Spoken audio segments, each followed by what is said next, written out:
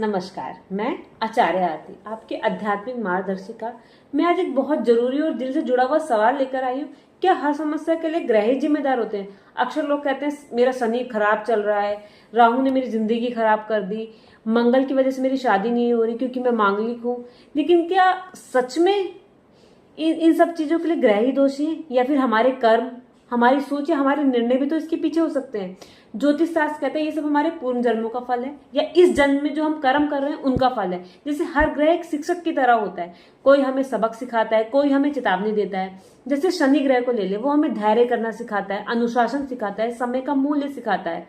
मंगल है, वो हमें साहस देता है, वो हमें ऊर्जा देता है। लेकिन जब ये ग्रह अशांत होते हैं, किसी हमारी कुंडली किसी गलत भाव में जाके बैठ जाते हैं, तब वो परेशान होते हैं। तो उनकी वजह से हम भी परेशान होते हैं और वो ग्रह हमें कष्ट देने लग जाते हैं। इसका मतलब ये नहीं है कि ग्रह हमारे दुश्मन है। अक्सर हम बिना सोचे समझे डर जाते हैं, लेकिन मैं हमेशा ये कहती हूँ ग्रहों से डरना तो बिल्कुल नहीं चाहिए, उन्हें समझना चाहिए। क्योंकि अगर वो गलत घर में हैं, उनकी प्लैनेटरी पोजीशन हमेशा चेंज होती रहती है। अगर वो गलत हाउस में है तो हम रेमेडीज कर सकते हैं। बहुत सारे ऐसे उपाय हैं, जैसे लाल किताब है, लाल किताब में बहुत अच्छे अच्छे छोटे छोटे टोटके हैं। टोटके मीन्स उपाय होते हैं।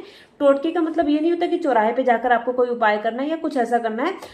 टोटका मतलब कि बहुत छोटी सी चीज होगी, उसको हम टोटका कह देते हैं। जैसे दही से नहा लिए, मसालों में कुछ ऐसे मसाले होते हैं स्पेशल जिनसे आप नहा लिए, नमक के पानी से आप नहा लिए। तो ऐसे छोटे छोटे उपाय होते हैं जो इन पद्धतियों में हम यूज करते हैं। तो इसमें आपका रमल आ जाएगा, आपका केपी आ जाएगा, आपकी लाल किताब आ जाएगी, न्यूमरोलॉजी आ जाएगी, लॉजिकल वर्ड्स आ जाएंगे, स्पाइसेस की रेमेडीज आ जाएंगी, आपके बाथिंग रिचुअल्स आ जाएंगे। आप कौन से साबुन भी, ऐसे सोप्स भी होते हैं जिनको हम बनाकर और ये रिचुअल्स कर सकते हैं। मीन्स बाथिंग रिचुअल में, नहाने में भी अगर हम कुछ ऐसी चीजें यूज कर लें, उससे भी हमारी लाइफ में जो प्रॉब्लम्स है वो काफी हद तक कम हो सकती हैं।